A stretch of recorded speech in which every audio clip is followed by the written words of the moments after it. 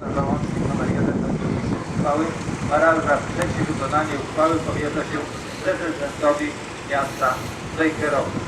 Przekazuję teraz mikrofon księdzu Całatowi. Panie Jezu, który jest drogą prawdy życia, niech będzie z wami wszystkimi. Duchem Twoim. Bóg w Trójcy Świętej jedyny pragnie, abyśmy różnymi drogami tego świata pobożnie i rozsądnie dążyli do nieba, gdzie On nam przygotował jeszcze mieszkanie. Ostatecznym celem naszej ludzkiej drogi jest sam Bóg i wieczna wspólnota dzieci Bożych z Ojcem, Synem i Duchem Świętym.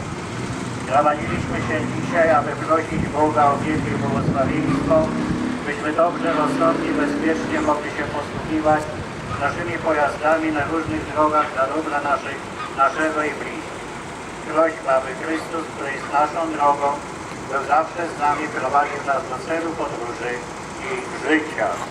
Domówmy modlitwę pańską, polecajmy zgodnie z tytułem tego ronda pomordowanych 11 listopada 1939 roku w lesie Piaśnickim. Ojcze nasz, któryś jest w niebie, święć się imię Twoje, przyjdź królestwo Twoje, bądź wola Twoja, jako w niebie, tak na ziemi. Chleba naszego powszedniego daj nam dzisiaj i odpuść nam nasze winy, jako i my odpuszczamy naszym winowajcom. I nie wódź nas na pokuszenie. Wieczny odpoczynek raczej dać Panie, wieczny odpoczynek raczej dać Panie, wieczny odpoczynek raczej dać Panie. I niech odpoczywają w pokoju wiecznym.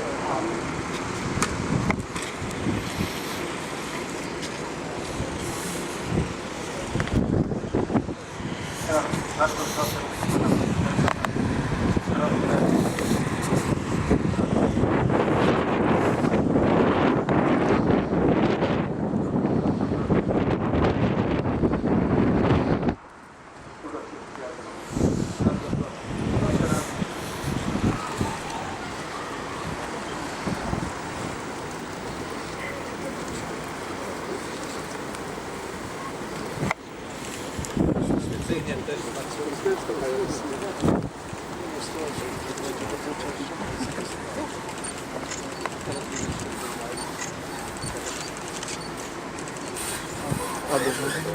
Brawo! Udało się.